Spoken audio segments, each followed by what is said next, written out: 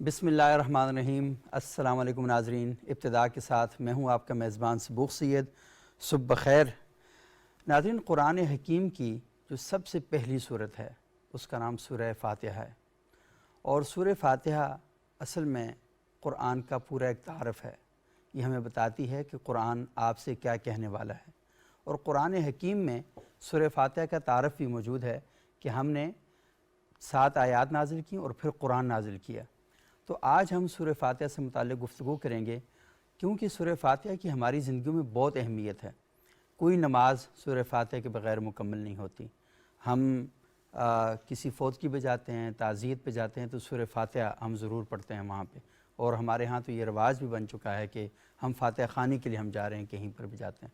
تو آج ہم علماء اکرام سے اس موضوع پر بات کریں گے کہ سورہ فاتحہ ہماری زندگیوں میں بہت ہی اہم ہے، اور سورہ فاتحہ ہر مسلمان دن میں بے شمار بار سورہ فاتحہ جو ہے وہ دہراتا ہے، اور اس کا مطلب یہ ہے کہ وہ قرآن کا پورا تعارف، قرآن کے تمام موضوعات کو اصولی طور پر ہر وقت دہرا رہا ہوتا ہے، اور دن میں بے شمار بار، کیونکہ ہر نماز میں کئی رکعتیں ہوتی ہیں، تو دن میں کئی بار ہمیں موقع ملتا ہے کہ ہم سورہ فاتحہ پڑھیں، لیکن سورہ فاتحہ کو غور سے پڑھنا، سورہ فاتحہ کو سمجھ کے پڑھنا، اور اس طرح پڑھنا کہ اللہ کے حضور کھڑے ہو کر اللہ کی معرفت حاصل کر کے اللہ کو پہچان کے سورہ فاتحہ پڑھنا، تو یہ ہماری زندگیوں میں ایک بہت ہی اہمیت کی حامل بات ہے۔ تو ہمارے ساتھ موجود ہیں آج مفتی سید عتیق الرحمن شاہ صاحب، یہ نائب امیر ہیں مرکزی جمعیت اہل حدیث پاکستان کے، اور جب بھی ہم نے ان سے درخواست کی انہوں نے بڑی محبت کا اور شفقت کا مظاہرہ کیا، اور یہ کہتے ہیں جیسے یہ مطلب بڑے خوبصورت انسان ہیں کہ ہمیشہ محبت سے اور پیار سے ہمیشہ پیش آتے ہیں۔ بہت شکریہ آپ یہاں تشریف لائے۔ ہماری دوسری مہمان ہیں محترمہ شاہدہ حسین صاحبہ، یہ عالمہ ہیں، پرنسپل ہیں، اور یہ مدرسہ ہے قصر بطول بنت رسول صلی اللہ علیہ وسلم، اور یہ اس کی پرنسپل ہیں۔ بہت شکریہ شاہدہ صاحبہ آپ یہاں تشریف لائی ہیں۔ ہمارے تیسرے انتہائی معزز مہمان ہیں جناب پروفیسر ڈاکٹر مفتی منیر احمد صاحب، یہ سربراہ ہیں شعبہ علوم اسلامیہ الحمد اسلامک یونیورسٹی کے۔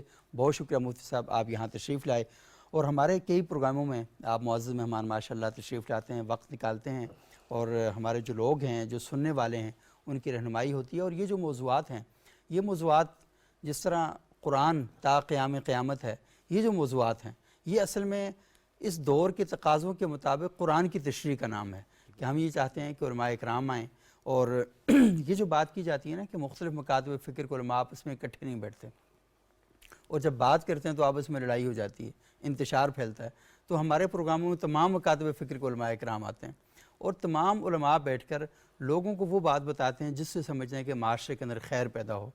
کہیں کبھی کوئی لڑائی کی بات نہیں ہوئی، کبھی کوئی جھگڑا نہیں ہوا، اور نہ ہی ہم نے اس فورم سے یہ کوشش کی ہے کہ کوئی لڑائی فساد یا انتشار معاشرے کے اندر پھیلایا جائے۔ مذہب اللہ تعالیٰ کی ایک بہت خوبصورت چیز ہے کہ وہ انسان میں انسانیت کا جذبہ پیدا کرنا چاہتا ہے، تو ہم اس لیے یہ پروگرام کرتے ہیں۔ تو میں مفتی صاحب آپ سے پہلے گزارش کروں گا کہ سورہ فاتحہ ہم روزانہ پڑھتے ہیں، بے شمار بار پڑھتے ہیں، اور ایسے لوگ بھی ان کو پڑھنی پڑ جاتی ہے کہ جو شاید نماز سے تھوڑے دور ہیں، حالانکہ نماز تو ضرور پڑھنی چاہیے، لیکن کہیں نہ کہیں ان کو ضرور جا کر سورہ فاتحہ خوانی کرنی پڑ جاتی ہے۔ تو یہ تھوڑا سا بتائیے کہ سورہ فاتحہ ہے کیا، اور سورہ فاتحہ اللہ تعالیٰ سورہ فاتحہ میں کیا کہنا چاہتے ہیں؟ نحمده ونصلي على رسوله الكريم اما بعد فاعوذ بالله السميع العليم من الشيطان الرجيم بسم الله الرحمن الرحيم ولقد آتيناك سبعا من المثاني والقرآن العظيم۔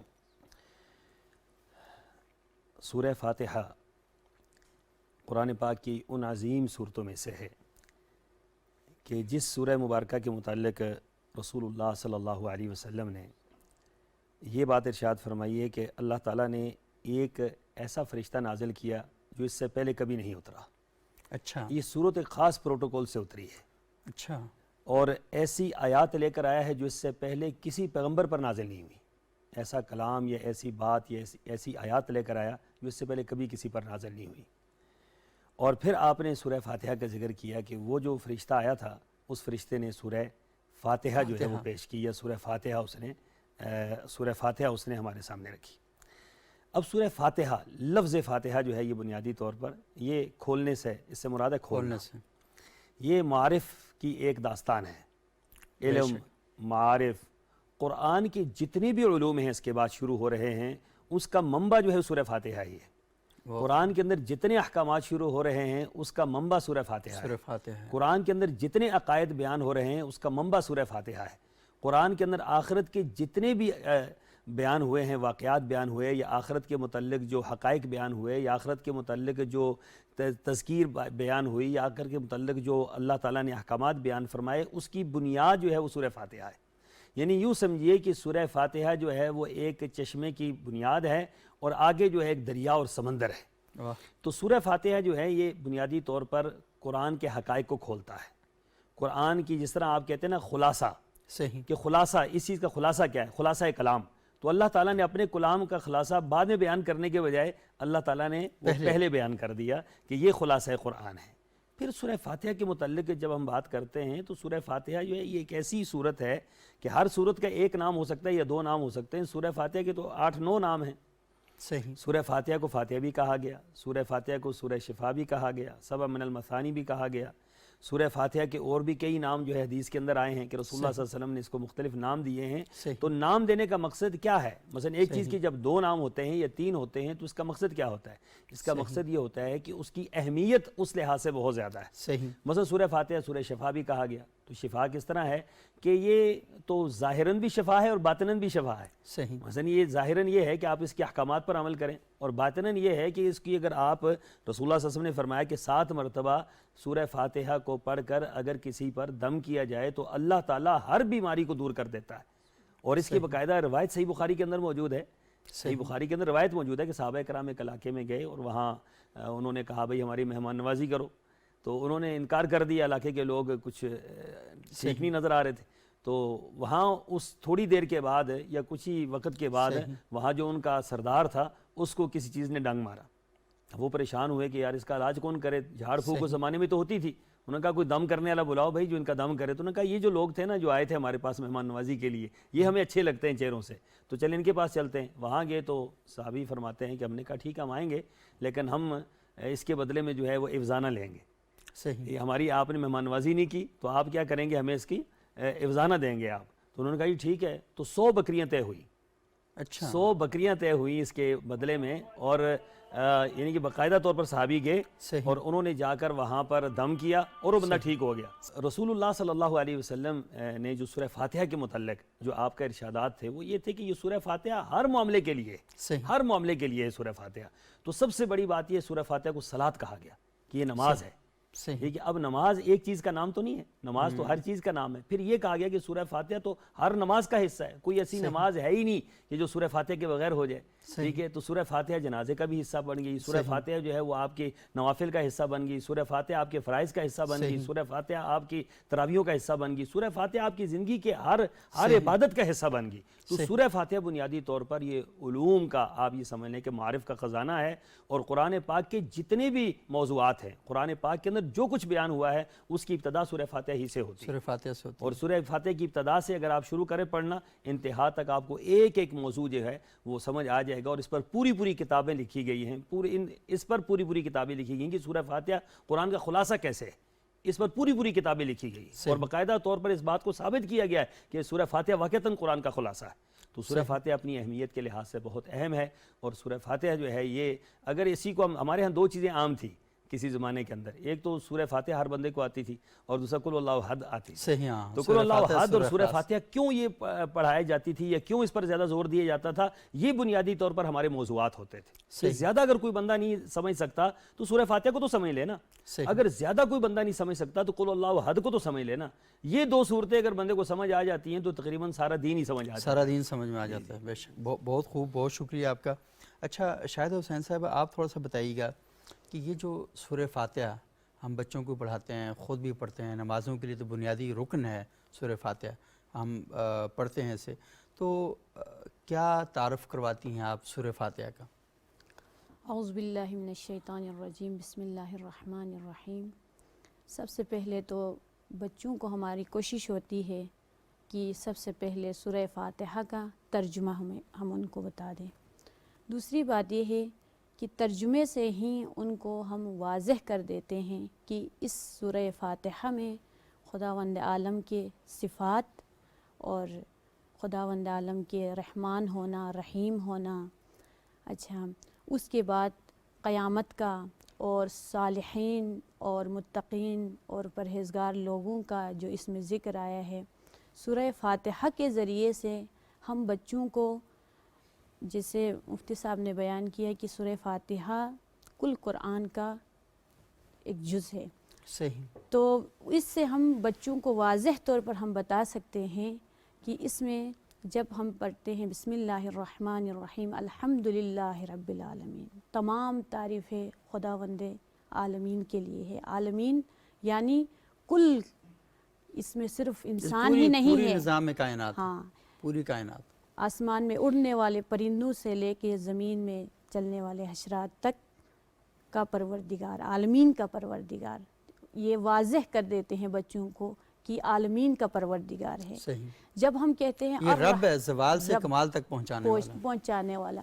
जब कहते हैं अर्रहमान, यहाँ पे रहमान भी आया है और रहीम भी आया है, सही। तो हम बच्चों को वाज़ेह कर देते हैं यहाँ पे जो रहमान का ज़िक्र है, ये परवरदिगार दुनिया में तमाम इंसानों के लिए, इसमें ये सिर्फ नहीं है कि जिसे खुदा, जो लोग खुदा को मानते हैं उनके लिए रहमान है, जो खुदा की बंदगी करते हैं उनके लिए रहमान है, जो खुदा की इताअत करते हैं, नमाज़ पढ़ते हैं, रोज़ा रखते हैं, सिर्फ़ उनके लिए रहमान है। नहीं, इसमें ये वाज़ेह कर दिया गया है कि रहमान जो है तमाम इंसानों के लिए। आज आप देखें जो खुदा के मुनकिर हैं, मुशरिकीन हैं, उनके पास बहुत सारा माल और दौलत है, खुदावंद आलम यहाँ पे रहमानियत यानी खुदा रहमान होना, यहाँ से हम बच्चों को वाज़ेह करके हम बता देते हैं कि मुशरिकीन और तमाम अल्लाह को मानने वाले, न मानने वाले जो मुशरिक हैं, सब के लिए खुदा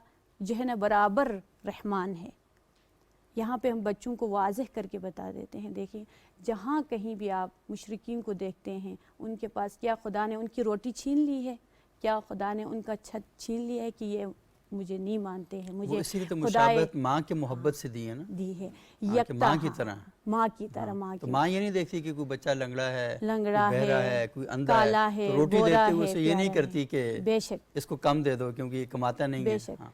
खुदावंद आलम दुनिया में हर किसी के लिए रहमान है। रहीम की जब बात आती है तो ये रोज़ महशर से इसको जोड़ा जाता है, रोज़ क़यामत, जहाँ पे फ़मैया अमल मिस्काल ज़र्रतिन खैरन यरा वमैया अमल मिस्काल ज़र्रतिन शर्रन यरा, जहाँ पे ज़र्रा बराबर जो है ना अच्छाई का भी हिसाब किताब होगा और ज़र्रा बराबर वो बुराई का भी ज़र्रा हिसाब किताब जो आज के दौर में माइक्रोस्कोप के ज़रिए से जो नज़र आता, वो ज़र्रा बराबर के भी हिसाब व किताब होगा। उस जगह में खुदा रहीम है, यानी हम बच्चों को वाज़ेह करें। वहाँ पे फिर खुदावंद आलम इंसान के आमाल जो उसने दुनिया में ज़र्रा बराबर भी किया है, उसका अजर व सवाब उसे उस हिसाब से देगा। मतलब रहीम का एक माना इंसाफ पसंद होना भी, इंसाफ पसंद कि हो, अल्लाह ताला ये नहीं करेगा कि आपको वैसे छोड़ दे, रोज़ अगर उसके उसूलों के मुताबिक आप इस कायनात के अंदर रहेंगे तो अल्लाह ताला उसका आपको बराबर बराबर सिला जो है बराबर वो क़यामत यानी वाले दिन रोज़ देगा। महशर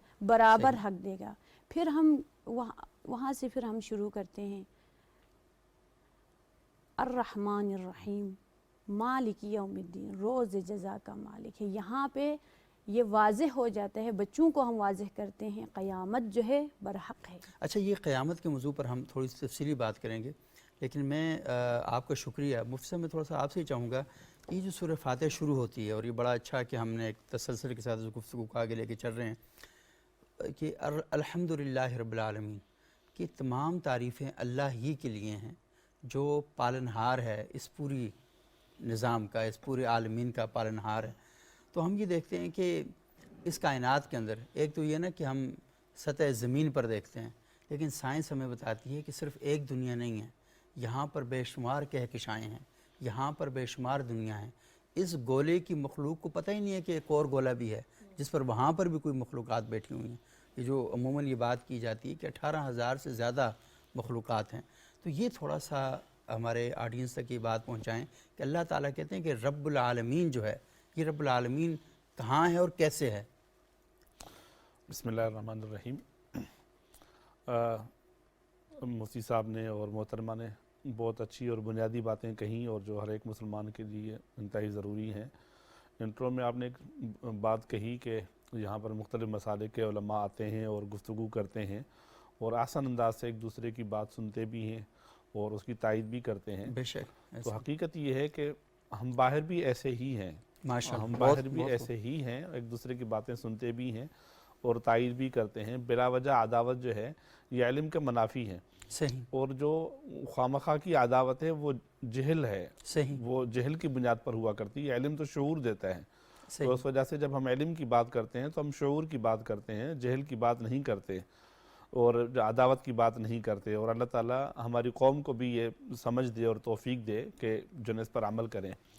اور دوسری بات جو قرآن حکیم میں سورہ فاتحہ کے حوالے سے جو بات کہی گئی کہ جب رب العالمین ہم کہتے ہیں تو رب کا ترجمہ ہم پالن ہار کرتے ہیں. صحیح اس کی وجہ یہ ہے کہ ہمارے دامن میں کوئی اور لفظ نہیں ہے جو ہم اس کا ترجمہ کر سکیں. اس کی وسعت کا اندازہ لگا بالکل. سکیں. لیکن رب جو ہے وہ ایک ایسی ذات کو کہا جاتا ہے جو مخلوقات میں سے ہر مخلوق کی اس کی ضرورت کے مطابق رزق مہیا کرے.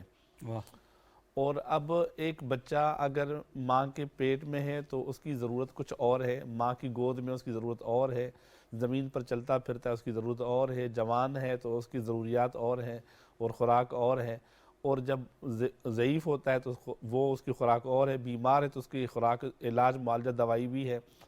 اور اس تمام پروسیس میں جو ہر مخلوق میں سے ہر ایک کا خیال رکھنے والی جو ذات ہے اور دینے والی ذات ہے وہ اللہ کی ذات ہے. دوسرا عالم کی جب ہم بات کرتے ہیں تو آپ نے کہا کئی سارے کہکشائیں ہیں, ستارے ہیں, اس کے لیے ایک آسان مفسرین نے ایک آسان جملہ لفظ کہا ہے, وہ یہ ہے کہ جو عالم اللہ تعالیٰ رب العالمین جو ہے, تو عالم سے مراد ما سوی اللہ, اللہ کے علاوہ جو کچھ ہے, جو کچھ بھی ہے وہ بہت اللہ کے علاوہ جو کچھ بھی ہے اور جہاں کہیں بھی ہے, ان تمام کو دینے والی ذات جو ہے وہ اللہ تبارک و تعالیٰ کی ذات ہے. اور یہ چیزیں انتہائی اہم ہیں, سمجھنے کی ہیں. ہم عام طور پر پروگراموں میں جاتے ہیں, لوگ ہم سے فروعی مسائل کے بارے میں بات کرتے ہیں, فروعی چیزوں کے بارے میں بات کرتے ہیں, لیکن ہم میں سے تمام مسلمان جو جیسے آپ نے کہا کہ ہمیں فاتحہ پڑھنی پڑ جاتی ہے کہیں نہ کہیں, تو جس طرح ہم تعزیت کے لیے جاتے ہیں وہاں ہم پڑھتے ہیں, یا کم از کم عید نماز پڑھتے ہیں تو وہاں جو ہے نا ہم پڑھتے ہوتے ہیں. تو اس کا ترجمہ اور مفہوم آنا چاہیے ایک مسلمان کو. وہ جو حدیث میں آتا ہے رسول اللہ صلی اللہ علیہ وآلہ وسلم نے فرمایا کہ ان تعبد اللہ کأنک تراہ فإن لم تکن تراہ فإنہ یراک, اللہ کی عبادت ایسے کرو جیسے تم اللہ کو دیکھ رہے ہو, اور اگر وہ مقام نہیں تو یہ مقام ہو کہ اللہ تعالیٰ تمہیں دیکھ رہے ہیں, جس میں کوئی شک و شبہ نہیں ہے. عبادت کا اصول یہ ہے کہ جب بھی اللہ کے حضور کھڑے ہو تو اس طریقے سے کھڑے ہو کہ تم اللہ کو دیکھ رہے ہو. جی بالکل. اگر یہ جذبہ, یہ کیفیت نہیں ہے تو کم از کم یہ ضرور ہونی چاہیے کہ اللہ تمہیں دیکھ رہے ہیں. بالکل. ایک اور حدیث میں آتا ہے رسول اللہ صلی اللہ علیہ وسلم نے ایک صحابی کو نصیحت فرماتے ہوئے 3 نصیحتیں فرمائی. ان میں سے ایک آپ نے فرمایا کہ جب تم نماز کے لیے کھڑے ہو تو ایسے نماز پڑھو جیسے کہ تم اپنی زندگی کی آخری نماز پڑھ رہے ہو, الوداع کرنے والی نماز پڑھ رہے ہو. اب ہماری نماز کے اندر وہ خشوع خضوع پیدا نہیں ہوتا, حالانکہ کہا گیا کہ نماز مومن کا معراج ہے. اب معراج تو سے مراد تشبیہ یہاں پر دی گئی ہے ملاقات الہی سے, اللہ تعالیٰ کی ذات کی ملاقات سے. اور جب رسول اللہ صلی اللہ علیہ وسلم معراج سے تشریف لائے, اور یہ چونکہ رجب کا مہینہ ہے اور اس میں اسراء کا واقعہ بھی آتا ہے, تو جب لوگوں نے یہ بات سنی, بعض نے تو انکار ہی کیا, لیکن جنہوں نے اقرار کیا ان کے لیے بھی حیرت کی بات تھی کہ اس دنیا میں یہ مقام حاصل ہونا کہ ذات الہی سے ملاقات ہونا. تو پھر رسول اللہ صلی اللہ علیہ وسلم نے فرمایا کہ میری امت کا معراج نماز ہے, اللہ, یعنی آپ کی اللہ سے ملاقات نماز میں ہوگی. اور آپ کے معراج خود معراج کر کے آئے اور امت کی معراج کا اہتمام بھی کر امت کی معراج کا اہتمام ہے کہ امت کا معراج نماز میں ہے. اب جب آدمی اللہ اکبر کہتا ہوتا ہے تو اللہ اکبر کہنے کے بعد جب جیسے آدمی ہاتھ اٹھاتا ہے تو اس کا مطلب ہے کہ دنیا کی تمام چیزوں کو, تمام مفادات مسائل کو پیچھے چھوڑ کے اللہ کی ذات کو میں سامنے پاتا ہوں. اور پھر اللہ کی تعریف ان الفاظ سے کرتا ہے جن الفاظ کو اللہ تعالیٰ نے خود سکھایا. واہ. اب سورہ فاتحہ کے وہ الفاظ ہیں, ایک تو ہوتا ہے نا میں آپ کی شان میں تعریف کروں, ممکن ہے کہ مبالغہ آرائی کر لوں, ممکن ہے کہ وہ الفاظ نہ کہہ سکوں جو آپ چاہتے ہوں, جو حقیقت ہو, لیکن اللہ تبارک و تعالیٰ کی ذات نے اپنی تعریف کے وہ کلمات سکھائے. الحمدللہ رب العالمین الرحمن الرحیم مالک یوم الدین. اس کو کہتے ہیں فطری طریقہ مانگنے کا.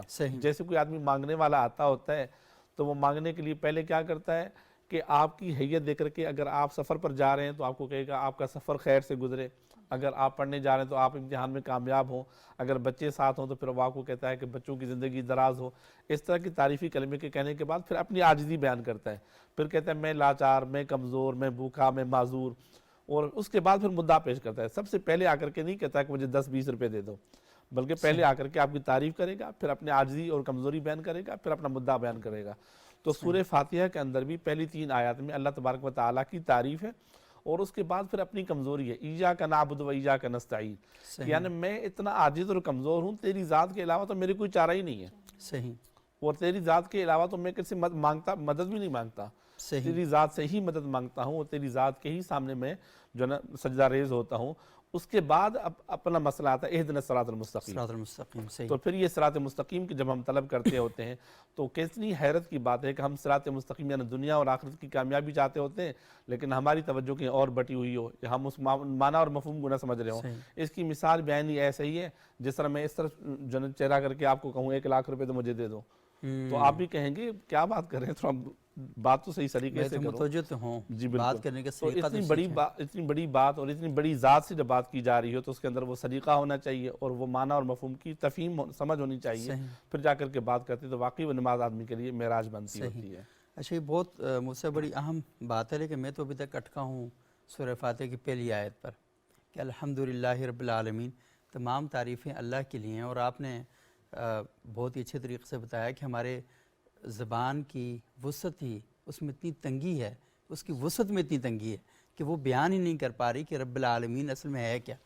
اور دوسری بات یہ ہے کہ جب اللہ تعالیٰ یہ تقاضا کرتے ہیں، یہ ڈیمانڈ کرتے ہیں کہ کہو کہ تمام تعریفیں اللہ ہی کے لیے ہیں جو رب العالمین ہے، تو میرے تو ہاتھ میں آتا ہی نہیں ہے کہ میں کیسے سمجھ سکوں کہ مجھے تو ابھی اس عالم کا نہیں پتہ، جس عالم میں بیٹھا ہوا ہوں مجھے تو پتہ ہی نہیں کہ یہ کتنا ہے، اور میں اس پورے ملک کو نہیں سمجھ سکا ابھی تک، اس ملک کو نہیں جان سکا کہ اس میں کیا کیا چیزیں ہیں، کیسی کیسی چیزیں ہیں۔ میرے دعوے تو بہت بلند ہیں، جتنی میری جہالت بڑھتی جا رہی ہے اتنے میرے دعوے بلند ہوتے جا رہے ہیں، لیکن مجھے سمجھ نہیں آ رہی کہ یہ اصل میں ہے کیا۔ تو جب میں نے اللہ کی تعریف کرنی ہے تو میں وہاں آ کر بڑا پریشان ہو جاتا ہوں کہ اللہ تعالیٰ جب یہ کہتے ہیں نا کہ الحمدللہ رب العالمین، تمام تعریفیں اللہ ہی کے لیے ہیں، لیکن اس کو تعریف کرنے والوں کو یہ پتہ ہونا چاہیے۔ تو مجھے اس آیت کی گہرائی کے اندر جا کر پورے معنی کا ایک دنیا، ایک جہان آباد ہے کہ اللہ کی تعریف کہنے سے نہیں کرنی، سمجھنی ہے پہلے۔ اب جب سمجھنے کی بات ہم کرتے ہیں تو ہم یہ دیکھتے ہیں کہ یہ دنیا ساری جو ہمیں دکھائی دے رہی ہے، لیکن جو دکھائی دے رہی ہے وہ ہمیں سمجھ بھی نہیں آ رہی۔ لازمی ہم آسمان پہ ستارہ دیکھتے ہیں تو ہمیں تو ستارے کے بارے میں نہیں پتہ کہ یہ ستارہ اصل میں ہے کیا۔ تو الحمدللہ رب العالمین ہمیں یہ جملہ کنیکٹ کرتا ہے بہت سے علوم کے ساتھ، وہ سائنسی علوم کے ساتھ جوڑتا ہے کہ صرف زبان سے نہیں کہنا کہ تمام تعریفیں اللہ کے لیے ہیں، آپ نے اس کی گہرائی میں اترنا ہے، اور گہرائی میں جا کر یہ دیکھنا ہے کہ تعریفیں کیوں ہیں۔ تو جب ہم اس کائنات کے مظاہر اور اس کائنات کی چیزوں کو دیکھتے ہیں تو پھر ہمیں پتہ چلتا ہے یہ کیسے ہو گیا۔ سمندر میں جاتے ہیں تو وہاں جا کے پتہ چلتا ہے کہ سمندر کی گہرائیوں کے اندر کیا ہے۔ آسمان پہ جاتے ہیں، دیکھیں نا، ابھی تک تو ہم اس شش و پنج کا شکار ہیں کہ جو کائنات اس کا آغاز کیسے ہوا۔ قرآن تو بیان کرتا ہے لیکن اس کو سمجھنا کیسے ہے، وہی بات ہے نا، آپ نے کہا نا کہ سجدہ اللہ نے بتایا کہ سجدہ کرنا ہے، کیسے کرنا اللہ کے رسول نے بتایا۔ یہ سمجھنا کہ یہ جو کائنات ہے اس کا آغاز کیسے ہوا، تو یہ آج کی جو سائنس ہے، آپ کو تو بگ بینگ تھیوری آئی ہے، ابھی وہ جو ایک اسکوپ کی جیمز ویب اسکوپ کے ذریعے وہ آپ نے کیا کیا کہ آپ نے تصویریں بنائی ہیں۔ اچھا، وہ تصویریں بنائی ہیں، آپ نے یہ نہیں کہا کہ اب یہ پورا ہو گیا ہے، ہم اس کمال تک پہنچ چکے ہیں، اس چیز کو سمجھ چکے ہیں، نہیں، ابھی آپ نے مزید کام بھی کرنا ہے۔ تو سائنس اور ایجادات کی عروج کی اس دنیا میں انسان آج بھی بے بس ہے کہ اس کائنات کے نظام کو سمجھ سکے۔ تو شاہ صاحب میں تھوڑا سا آپ سے یہ گزارش کروں گا کہ یہ جو الحمدللہ رب العالمین ہے نا، یہ اٹکا ہوا ہے ابھی تک، اس کو تھوڑا سا مزید آسان کریں کہ ہم تھوڑا سا اس کو صحیح طرح سمجھ سکیں۔ بنیادی طور پر یہ سورہ جو ہے سورہ مبارکہ دعا ہے، صحیح، یہ سورہ مبارکہ سورہ دعا بھی ہے۔ سورہ دعا ہے۔ اچھا، دعا جب ہم کہتے ہیں نا تو انسان کی تمام تر ضرورتیں اس میں آ جاتی ہیں، صحیح، دنیا اور آخرت کی ساری ضرورتیں، سارے معاملات اس میں آ جاتے ہیں۔ اب اس کی ابتدا اللہ تعالیٰ نے کیسے کروائی؟ ابتدا کے لیے اتنا بڑا جملہ ہمیں دیا الحمدللہ، صحیح، یہ اتنا بڑا جملہ ہے اور اتنا بڑا پاورفل جملہ ہے کہ رسول اللہ صلی اللہ علیہ وسلم نے فرمایا لفظ الحمدللہ اس حیثیت اتنی ہے، یہ اس کی عظمت اتنی ہے کہ جب بندہ الحمدللہ کہتا ہے تو زمین و آسمان کے درمیان جو خلا ہے یہ بھر جاتا ہے. اللہ اکبر. لفظ الحمدللہ سے بھر جاتا ہے. زمین و آسمان کے درمیان جو خلا ہے یہ کتنا خلا ہے، کوئی سمجھ سکتا ہے اس کو؟ اس جملے کی پاور اتنی ہے اور اس جملے کے اندر عظمت اتنی ہے، اسی لیے اللہ تعالیٰ نے قرآن پاک کی ابتدائی لفظ حمد سے کی. صحیح. ٹھیک ہے کہ الحمد، تمام تعریفیں. کتنی تعریفیں کسی کی ہو سکتی ہیں، کتنی کسی کی اچھی تعریف ہو سکتی ہے، کتنی کسی کی تعریف بیان ہو سکتی ہے، یا کوئی تعریف کتنا لائق ہوتا ہے. جتنی دنیا کے اندر تعریف ہو سکتی تھی اور جتنی ہو سکتی ہے اور جتنی قیامت تک ہوگی اس سے بھی بڑھ کر میرا رب اس کا زیادہ حقدار ہے. اس لیے فرمایا الحمدللہ. رسول اللہ صلی اللہ علیہ وسلم نے آخری الفاظ جو فرمائے تھے وہ یہ تھے کہ اللہ ہم اس طرح تیری تعریف کرتے ہیں جس طرح کما یلیق بشانہ، واہ، جس طرح تیری شان کے لائق ہے. شان اب کے یہ لائق. جملہ وہ ہے کہ جس میں تو سارے ہتھیار ڈال دیے نا، ہاں یہ ساری ہتھیار میں نے ڈال دیے کہ مجھے بے کوئی بس پتہ، ہو گئے ہیں. بے بس ہو گئے ہیں، بے کس ہو گئے ہیں. لیکن وہ جو جملہ میرے رب تو نے کہا ہے نا، وہ جو تو نے فرما دیا الحمدللہ، صحیح. بس وہی جملہ ہماری زبان پر جاری ہو سکتا ہے. اس کی تہ میں یا اس کی گہرائی میں جانا وہ بھی ہمارے بس کی بات نہیں. صحیح. لیکن ساتھ ہی فرمایا رب العالمین. یہ جو جملہ ہے یہ اس سے بھی عظیم ہے. یہ قرآن پاک کا ہر اگلا جملہ پچھلے جملے سے عظیم ہوتا ہے، اور قرآن پاک کا ہر جملہ جو ہے دوسرے کی تشریح بھی ہوتی ہے اور توضیح بھی ہوتی ہے. اس لیے جو دوسرا جملہ ہے اس سے بھی بڑھ کر ہے. ایک لفظ رب ہے، ایک عالم ہے، دونوں لفظ علیحدہ علیحدہ استعمال ہوئے ہیں. اور رب کہتے ہیں کہ چیز کو ابتدا سے لے کر انتہا تک لے کر جانا، اور ابتدا سے لے کر جس طرح مفتی صاحب نے فرمایا کہ اس کی تمام تر ضروریات کو پورا کرنا، صحیح. اور تمام تر معاملات کو اس کو دیکھنا، اور ہر چیز کے اوپر دسترس، مکمل دسترس رکھنا، مکمل پاور اور طاقت رکھنا، اس کو رب کہا جاتا ہے. اچھا عالم، سبحان اللہ، عالم کی بات کریں تو عالم تو کوئی ایک تو عالم ہے ہی نہیں. صحیح. اللہ تعالیٰ نے لفظ یہاں پر جمع کا استعمال کیا ہے، اور اس سے عالمین. یہ عالمین ہے، عالم ایک نہیں ہے. یاد رکھیں کہ عالم تو بڑے ہیں. جب ہم عالم ارواح میں تھے تو ایک عالم وہ بھی ہے، جب ماں کے پیٹ میں آئے تو ایک عالم وہ بھی ہے. ان کسی عالم کا دوسرے کے ساتھ کوئی کنیکٹ نہیں ہے، کوئی تعلق نہیں. ہر عالم ایک مستقل عالم ہے.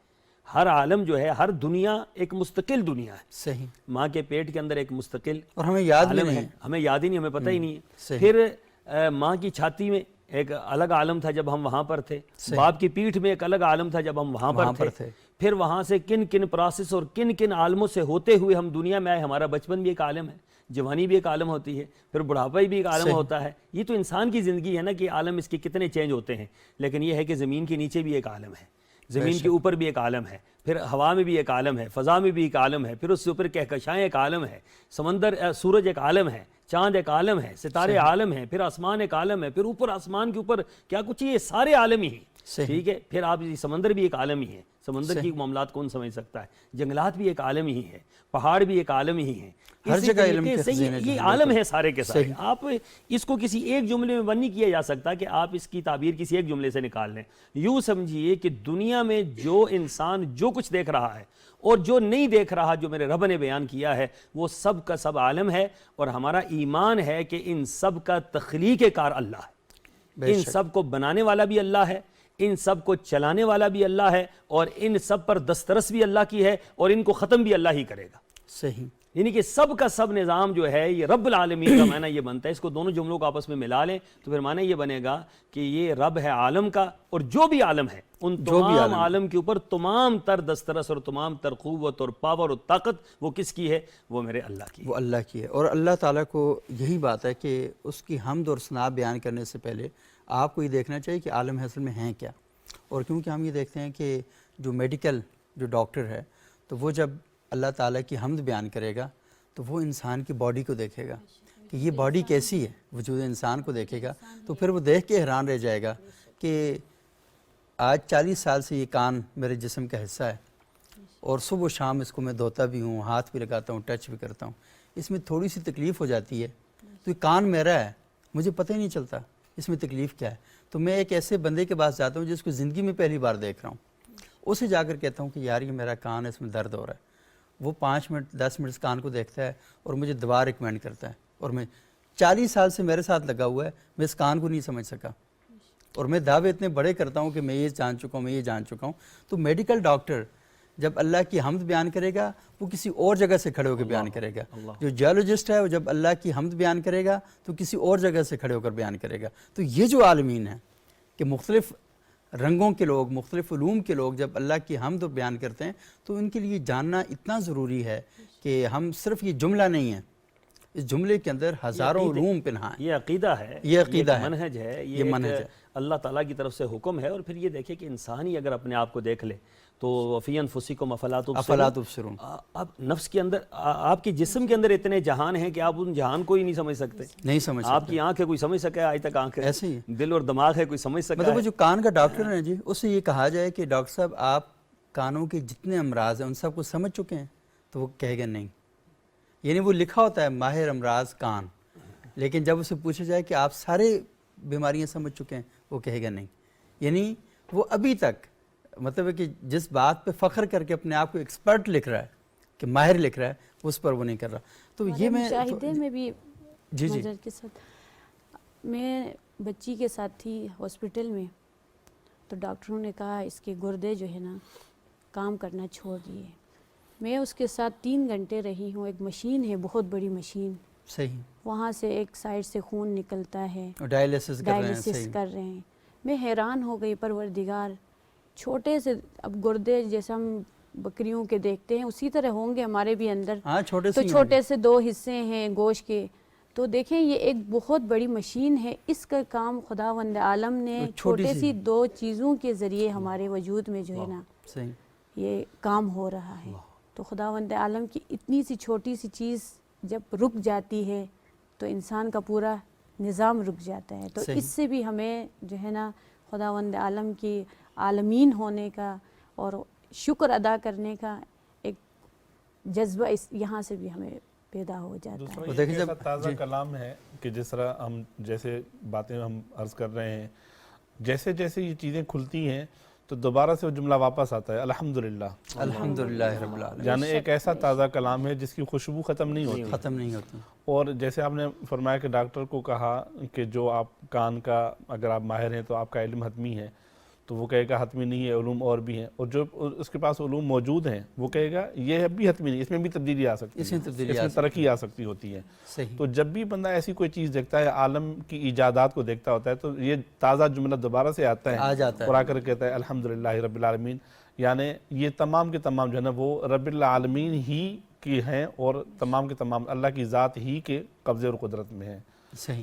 مصعب یہ دیکھیں یہ بڑی اہم بات ہے کہ اللہ تعالیٰ کو اس کی تعریف کرنے سے پہلے ہمیں یہ سمجھ لینا چاہیے جس کی ہم تعریف کر رہے ہیں وہ اصل میں ہے کون ہے. تو یہ تو مذاق ہوا نا, بغیر سمجھے میں کہوں جی کہ آپ ماشاءاللہ بہت زبردست قسم کی شخصیت ہے, میں نے کبھی آپ سے ملا نہ, آپ کے بارے میں کوئی معلومات ہیں. تو اللہ تعالیٰ اس روش کو پسند نہیں کرتا. اللہ تعالیٰ کہتا ہے کہ تعریف کرنی ہے, لیکن آپ کو تعریف کے اندر چھپی ہوئی بات کیا ہے کہ اس کو سمجھو, کہ جس کی تعریف کر رہے ہو اس کو آپ سمجھیں. اچھا, کیونکہ سورہ فاتحہ پر ہم بات کر رہے ہیں, تو یہ جو آپ نے اللہ تعالیٰ کی جو صفات ہیں ان کی بات کی, رحمان ہونے کی بات کی, رحیم ہونے کی بات کی, اور یہ کہ وہ حشر کے دن کا مالک ہے اور وہ فیصلے کا دن ہے. اور فیصلہ جب بھی ہوتا ہے تو ہم سب سے بڑی توقع کس بات کی رکھتے ہیں کہ انصاف ہوگا, انصاف کے دن کا. تو میں تھوڑا سا چاہوں سر تھوڑا سا یہ ایکسپلین کریں کہ انصاف کا دن, فیصلے کا دن, یہ کیا ہے؟ اصل میں یہ مالک یوم الدین جو سورہ فاتحہ کی آیت ہے, اس کی 2 قراتیں ہیں, مالک یوم الدین اور مالک یوم الدین. صحیح. جو معنی اور مفہوم کے اعتبار سے ایک ہے, اور مالک کا معنی یعنی اونرشپ کے معنی میں آتا ہوتا ہے, اور ملک کا معنی یعنی بادشاہت اور حکومت کے معنی میں آتا ہوتا ہے.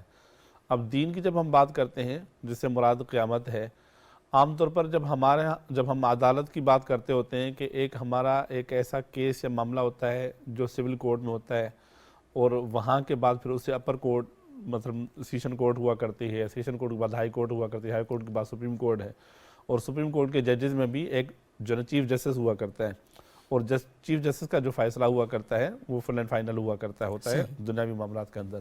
اب وہ انصاف پر مبنی ہے نہیں ہے, وہ ہمارا موضوع نہیں ہے.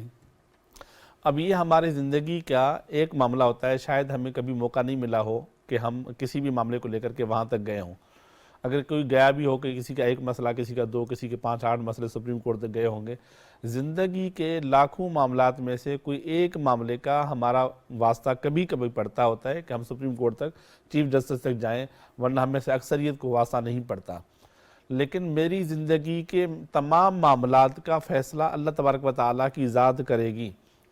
بے شک اب یہ ایک مسئلہ جو ہمارا وہاں تک جاتا ہوتا ہے اور وہاں پر جا کر کے فل اینڈ فائنل ڈیسیجن ہوتا ہے، تو میری زندگی کے یعنی روزانہ میرے ہزاروں معاملات ہیں جو میں بات کر رہا ہوں، جو میں دیکھ رہا ہوں، جو میں عمل کر رہا ہوں، جہاں جا رہا ہوں، جہاں سے آ رہا ہوں، اور جس کے بارے میں سوچ رہا ہوں، اور جو کچھ میرے لوگوں کے ساتھ معاملات ہیں، ان تمام معاملات میں روزانہ میرے ہزاروں معاملات ہوتے ہیں.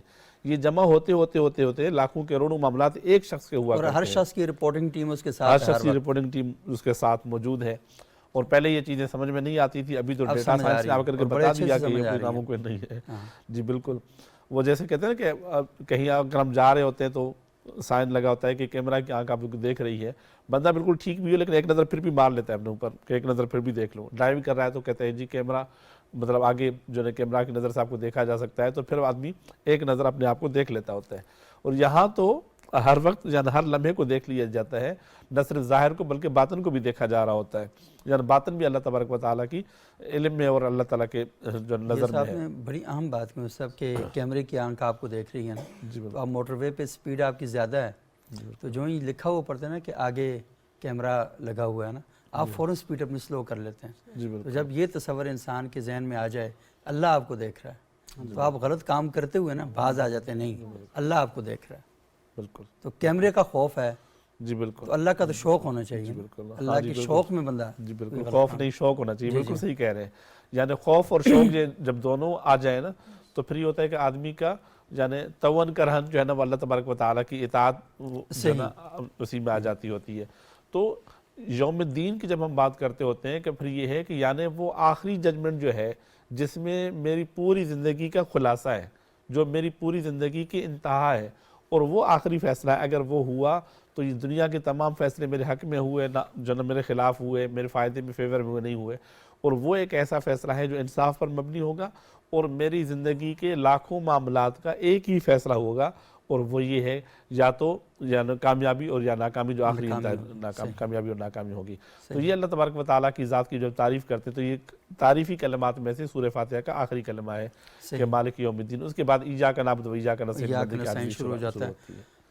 مفتی عطیہ الرحمان شاہ صاحب، ایاک نعبد و ایاک نستعین، ہم تیری ہی عبادت کرتے ہیں اور تجھ سے ہی مدد طلب کرتے ہیں. تو تھوڑا سا اس کو تشریح کریں کہ اس میں اللہ تعالیٰ ہم سے کیا بات کر رہے ہیں. مطلب انسان اللہ کو کہہ رہا ہے نا کہ ہم تیری ہی عبادت کرتے ہیں اور تجھ سے استعانت طلب کرتے ہیں. پوری سورہ فاتحہ کا اگر نچوڑ دیکھا جائے اور منبع دیکھا جائے تو یہ 2 آیتیں ہی بنتی ہیں. صحیح. اور قرآن پاک کا اگر پورا موضوع بھی دیکھا جائے تو پورا موضوع بھی انہی 2 پیروں کے اندر نظر آتا ہے. وما خلقت الجن والانس الا لیعبدون. یعنی کہ جن اور انسان جو 2 مخلوقیں اللہ نے پیدا کی ہیں، کیوں پیدا کی ہیں؟ تو فرمایا کہ اس پہ تو کوئی شک ہے ہی نہیں. سیدھی سی بات ہے. مقصد زندگی واضح ہے، مقصد حیات واضح ہے. مقصد زندگی بھی واضح ہے، مقصد حیات بھی واضح ہے. ٹھیک ہے، اس میں کوئی دوسری رائے ہے ہی نہیں. اس مسلمان کے لیے کوئی دوسری رائے نہیں ہے اس میں. تو یہاں پر اللہ تعالیٰ نے وہ جملہ ہمیں سکھلایا کہ جس جملے کو یوں سمجھ لیجئے کہ اللہ اور بندے کے درمیان یہ معاہدہ ہے. صحیح. اور یہ عالم ارواح کے اندر یہ معاہدہ ہو چکا تھا. جب اللہ تعالیٰ نے فرمایا الستو بربکم، تو قرآن پاک کے الفاظ ہیں قالو بلا، اللہ تو ہمارا رب ہے. اب جب رب ہے تو رب کیا چاہتا ہے ہم سے؟ ایاک نعبد. یہ رب چاہتا ہے ہم سے کہ اے اللہ ہم تیری ہی عبادت کرتے ہیں. ہر طرف سے ہماری آنکھیں بند ہیں، ہر طرف سے ہمارے معاملات ختم ہیں. ہماری مشکلیں، ہماری پریشانیاں، ہماری بیماریاں، ہمارے دکھ، ہمارے غم، ہمارے سارے معاملات اے اللہ تیری طرف ہے. ٹھیک ہے، اللہ جب تیری طرف ہیں تو ایاک نعبد. اللہ تو راضی کیسے ہوتا ہے؟ تو راضی تو اللہ عبادت سے ہوتا ہے. صحیح. اللہ اپنی عبادت سے راضی ہوتا ہے، اللہ اپنے قرب سے راضی ہوتا ہے، اللہ اپنی محبت سے راضی ہوتا ہے، اللہ تعالیٰ اپنے خوف سے راضی ہوتا ہے، اللہ تعالیٰ اپنی چاہت سے راضی ہوتا ہے. تو جو چیزیں اللہ کی رضامندی ہے، عبادت کا مفہوم تو بہت زیادہ ہے. عبادت نماز کو تو نہیں کہتے. صحیح. عبادت تو زندگی کے ہر نیکی کو عبادت کہا گیا ہے. ہر نیکی کو عبادت کہا گیا ہے. ہر خیر کے کام کو عبادت کہا گیا ہے. ہر اللہ کے حکم کو عبادت کہا گیا ہے. جس چیز سے اللہ نے منع کیا اس کو عبادت کہا گیا ہے. تو عبادت صرف ایک جملہ تو نہیں ہے نا. زندگی بھر کے جو معاملات ہیں ایاک نعبد، اللہ وہ ہم تیری ہی عبادت کرتے ہیں، یعنی تیرے حکم پر ہم چلتے ہیں. یہ جو بنائی ہے نا روڈ، اے اللہ تو نے بنائی، ہم اس پہ چلتے ہیں. بس سیدھی سی بات ہے. اللہ کی جو حکم تو نے دیا ہے اور اس پر ہم چلتے ہیں. وَأَنَّ هَذَا صِرَاطِ مُسْتَقِيمًا فَاتَّبِعُوهُ وَلَا تَتَّبِعُوا السُّبُلَ فَتَفَرَّقَ بِكُمْ عَنْ سَبِيلِهِ. فرمایا کہ سیدھا راستہ تو میرا راستہ ہے اور اس راستے پر چلو. اس راستے پر چلنا کیا ہے؟ کیا کوئی راستہ ہے اس پہ چلنا ہے؟ نہیں. اللہ نے جو عبادت کے طریقے جو بتلائے ہیں اور اللہ تعالیٰ نے جو عبادت کا حکم دیا ہے وہ بندہ پورا کرتا ہے. وہ اللہ سے معاہدہ کر رہا ہوتا ہے کہ یا نعبد، اللہ عبادت میں تیری کرتا ہوں، بس عبادت میں تیرے ساتھ کسی اور کو نہیں ملاتا. صحیح. ٹھیک ہے، عبادت میں تیرے علاوہ کوئی بھی شریک نہیں ہو سکتا. اب دوسری بات فرمایا، اس سے بڑی بات کہہ دی، اس سے اگلا جملہ اس سے بڑا ہے. صحیح. وَإِيَّاكَ نَسْتَعِينُ. انسان کو سب سے بڑی ضرورتیں پیش آتی ہیں، معاملات پیش آتے ہیں، دکھ غم پریشانیاں پیش آتی ہیں. ٹھیک ہے، دن رات بندہ انہی باتوں میں الجھا رہتا ہے. تو اللہ جب مدد میں مانگوں تو میں کس سے مدد مانگوں؟ کس سے مدد مانگوں؟ جب عبادت تیری کر رہا ہوں تو مدد کے لیے کوئی اور دروازہ کھٹکاؤں گا؟ نہیں. فرمایا وَإِيَّاكَ نَسْتَعِينُ. اللہ پھر میں نے مدد جب مانگنی ہے تو وہ تجھ سے مانگنی ہے. وہ تجھ سے مانگ. مدد کا دروازہ بھی تیرا ہی ہے. میری نگاہیں جب اٹھیں گی اور وہ تیری طرف اٹھیں گی، میری نگاہیں بند ہوں گی تو تیری طرف سے ہی معاملات سارے ہوں گے. جب بھی میری آواز بلند ہوگی تو تیری صدا جو ہے لگے گی. میرے جب ہاتھ بلند ہوں گے تو تیرے دربار میں بلند ہوں گے. میری جب بھی آواز جو ہے وہ پکارنے کے لیے پکارے گی تو وہ تجھے پکارے گی. تو فرمایا کہ وَإِيَّاكَ نَسْتَعِينُ. اے اللہ ہم تیری ہی، تجھ ہی سے کیا کرتے ہیں؟ مدد چاہتے ہیں. صحیح. مدد کا معنی پھر ایک معنی میں استعمال نہیں ہوتا. استعانت جو ہے وہ ہر چیز میں ہوتی ہے، چھوٹی سے لے کر بڑی تک. رسول اللہ صلی اللہ علیہ وسلم نے کیا فرمایا؟ آپ نے فرمایا جوتی کا تسمہ ٹوٹ جائے اللہ سے مانگو. اللہ سے مانگو. نمک ختم ہو جائے وہ بھی کس سے مانگو؟ وہ بھی اللہ سے مانگو. آپ اللہ سے مانگ کر جب بازار میں نکلیں گے نا تو آپ کو ہر چیز میسر آ جائے گی. جب آپ ویسے ہی اپنے اس پہ نکلیں گے تو ہو سکتا ہے چھوٹی سی چیز جو ہے وہ آپ کو نہ ملے. ٹھیک ہے. ایاک نعبد و ایاک نستعین. نستعین جو ہے یہ بنیادی طور پر عبادت کی انتہا ہے. صحیح. یہ ہماری ضرورتوں کو بیان کرنے کی انتہا ہے کہ اللہ جب بندہ دن رات ضرورتیں ہیں ہماری، ہم سب کچھ آپ سے ہی مانگتے ہیں. 24 گھنٹے ہماری ضرورتیں ہیں اور سب کچھ چھوٹی سی چیز سے لے کر ایک رائی کے دانے سے لے کر جنت تک جو ہے ہم کس سے مانگتے ہیں؟ اللہ تعالیٰ ہی سے مانگتے ہیں. یہ بندے اور اللہ کے درمیان ایک معاہدہ ہے. یہ بندے اور اللہ کے درمیان ایک ہم آپ کی عبادت کریں گے اور آپ سے ہی مدد آپ ہی سے مدد مانگیں. یہ دو جملے ہیں ٹوٹل اور پوری زندگی کا یہ معاہدہ ہے. زندگی کا خلاصہ ہے. اور آپ نے بڑی اچھی بات کی. قرآن کی جو آیت کا ریفرنس آپ نے دیا سورہ جن میں کہ وَمَا خَلَقْتُ الْجِنَّ وَالْإِنسَ إِلَّا لِيَعْبُدُونَ، کہ ہم نے جنوں کو اور انسانوں کو اس لیے پیدا کیا کہ وہ اللہ کی عبادت کریں. معرفت خداوندی کا حصول جو ہے وہ بنیادی جو مقصد ہے.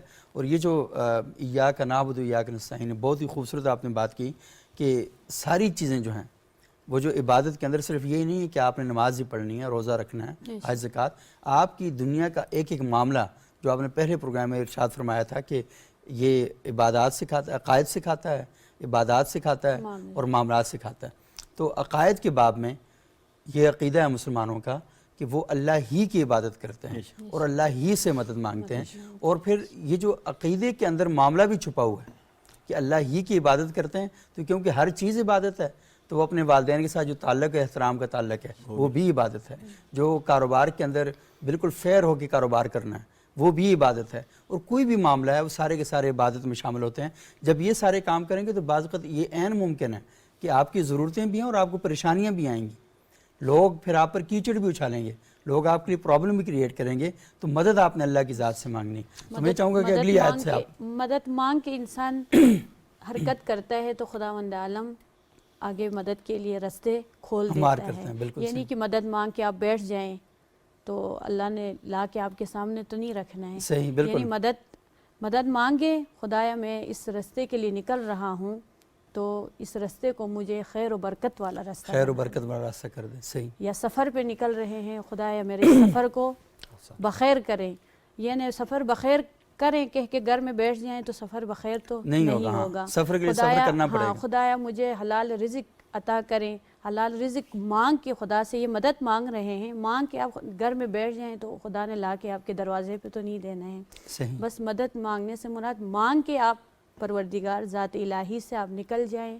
پروردگار اس کا جس آپ ایک تہیا آپ مانگ رہے ہیں تو اس کا دگنا دینے والا. جیسے سورہ جمعہ میں کہا نا کہ نماز پڑھی تو اب پھیل جاؤ اللہ کے فضل کی تلاش میں. ہاں صحیح. تو اچھا جو اگلی آیت اہدنا الصراط المستقیم، بس آگے پھر خداوند عالم نے فرمایا ہے انسان خداوند عالم کے سامنے صحیح یعنی خشوع و خضوع کے ساتھ آگے بیان کر رہا ہے کہ خدایا ہمیں ان کے راستے پہ چلانا کہ جن پر آپ کا انعام ہوا ہے. صحیح. اب یہاں پہ انبیاء بھی یعنی ہمیں بچوں کو بتانے کے لیے جس طرح ہمارا درس و تدریس کا ہمارا جو ہے تعلق ہے، تو یہاں پہ ایک واضح طور پر ہم بچوں کو ایک علم دے سکتے ہیں. یہاں پہ انبیاء علیہ السلام، متقین، پرہیزگار، صالحین، یعنی خداوند عالم کے سامنے ہم یعنی دعا کر رہے ہوتے ہیں، پروردگار ہمیں ان کے راستے پہ چلانا.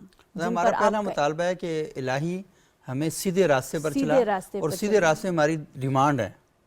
ڈیمانڈ یہ ہے کہ صراط الذین انعمت علیہم، جن پر آپ کا انعام ہوا. صحیح. سب سے پہلے تو خدا سے توفیق طلب کرتے ہیں کہ خدایا سیدھا راستہ کہ جو آپ کے صالحین اور متقین جس راستے پہ چلے ہیں وہ راستہ ہمیں دکھا دینا. صحیح.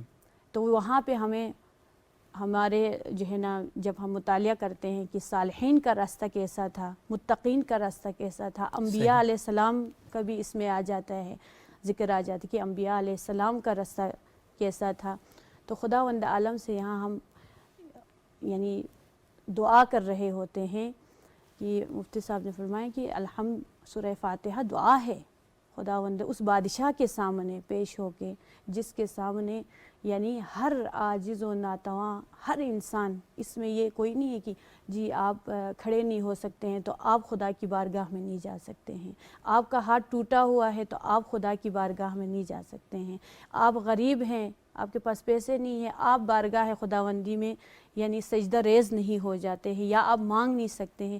اس بادشاہ کے سامنے تمام انسان، خلقت انسانیت جو ہے نا، بارگاہ خداوندی میں پیش ہو کے ان کا راستہ طلب کر رہے ہوتے، ان کے راستے کے مشتاق ہوتے ہیں جو صالحین اور متقین کا راستہ ہوتا ہے. اور اس میں آخر میں یعنی انسان دعا کر رہا ہوتا ہے خدایا ولا الضالین، جس پر غیر المغضوب علیہم ولا الضالین، ان کا راستہ نہیں جن پر تیرا غضب نازل ہوا اور وہ گمراہ ہو گئے. صحیح. یعنی یہاں پر گناہگاروں کا ذکر آ جاتا ہے کہ جو اللہ کے جن کے اوپر اللہ کا غضب نازل ہوا ہے، مشرکین جن پر اللہ کا غضب نازل ہوا ہے، کہ انسان اس چیز کا جو ہے نا پناہ مانگ رہا ہوتا ہے اور سیدھے راستے کی خداوند عالم سے طلب کر رہا ہے. سیدھے راستے کی طلب کرتا ہے، اور سیدھا راستہ اللہ تعالیٰ قرآن میں جا بجا بتا رہے ہیں کہ سیدھا راستہ جو ہے وہ کون سا ہے، اور جن لوگوں پر اللہ نے انعام کیا وہ لوگ کون سے ہیں، جن لوگوں پر غضب نازل ہوا وہ کون سے ہیں، جو سیدھی راہ کے سے بھٹک گئے وہ لوگ کون سے ہیں. تو میں مختصراً میں چاہوں گا کہ تھوڑا سا آپ مزید اس بات کو ایکسپلین کریں تاکہ ہماری سورہ فاتحہ آج ختم ہو جائے، پھر ہم آگے سلسلے کو لے کے چلیں گے. جی بالکل. جیسے ہمارے بزرگوں نے فرمایا کہ ایاک نعبد و ایاک نستعین، یہ جو دو کلمات ہیں، یہاں پر نعبد سے پہلے جو ایاک ہے یا نستعین سے پہلے جو ایاک ہے، یہاں پر حسر پیدا ہوتی ہے کہ جس کو آپ نے ترجمہ کیا کہ میں تیری ہی عبادت کرتا ہوں، تجھ سے ہی مدد مانگتا ہوں. تو نعبد جو ہے نا، عبادت ایک ایسا مقدس پہلو ہے کہ آپ میرے کتنے ہی عزیز کیوں ہوں، میں آپ کے لیے سب کچھ کر سکتا ہوں لیکن آپ کی عبادت نہیں کر سکتا. کہ یعنی میں آپ سے مدد مانگوں، اگر کوئی چیز میں آپ سے چاہوں تو آپ کہیں گے میرا مال چاہیے آپ لے لیں، میرے کپڑے، میرا لباس آپ کی ضرورت میں ہو آپ استعمال کریں، میری گاڑی استعمال کریں، میرے اختیارات جو ہیں وہ آپ استعمال کریں، میرے تعلقات آپ کے ساتھ ہیں. لیکن اگر آپ مجھے کہیں کہ جو ہے نا آپ میری عبادت کریں تو میں کبھی بھی نہیں چاہوں گا، کبھی بھی اس کو قبول نہیں کروں گا، جس کی وجہ سے کہ عبادت ایک ایسا خالص پہلو ہے اللہ تعالیٰ کی ذات کا جو اللہ کی ذات کے ساتھ ہی وابستہ ہے. میرے دوست ہوں، والد ہوں، ماں ہوں، رشتہ دار ہوں، کچھ بھی ہوں، میرے باس ہوں، لیکن عبادت کا تعلق اللہ کی ذات کے ساتھ ہے. دوسرا وَإِيَّاكَ نَسْتَعِينُ، یہاں پر مدد طلب کرنے کی بات جو ہے نا، یہاں پر انسان اپنی عاجزی بیان کرتا ہوتا ہے. جس طرح میں صبح صبح آ کر کے آپ کے دروازہ کھٹکاؤں اور کہوں کہ میں اس پریشانی کے عالم میں ہوں اور آپ ہی کے پاس آیا ہوں اور میری پیچھے کوئی اس طرح کی پریشانی ہے اور آپ میری مدد کریں، تو آدمی کہتا ہے جب تم نے سارے دروازے چھوڑ کر کے میرے ہی دروازے پر آیا ہو، تو انسان کی جتنے وسعت میں ہوتا ہے تو آدمی اس کی مدد کرتا ہوتا ہے. تو اللہ کی ذات کا تعلق انسان کے ساتھ، اور جو آدمی اس طرح اللہ کی عبادت کرے تو پھر یہ کہ اللہ تبارک و تعالیٰ اس کے مدعا کو پورا فرماتے ہیں.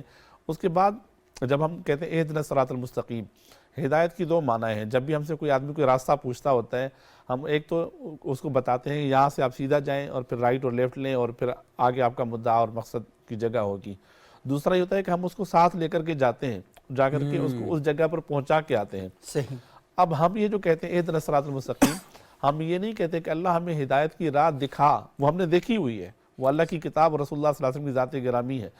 اب وہ ہدایت کی راہ ہمیں معلوم ہے، ہم کہتے ہیں اس ہدایت کی راہ پر ہم چلتے رہیں اور آخر دم تک چلتے رہیں۔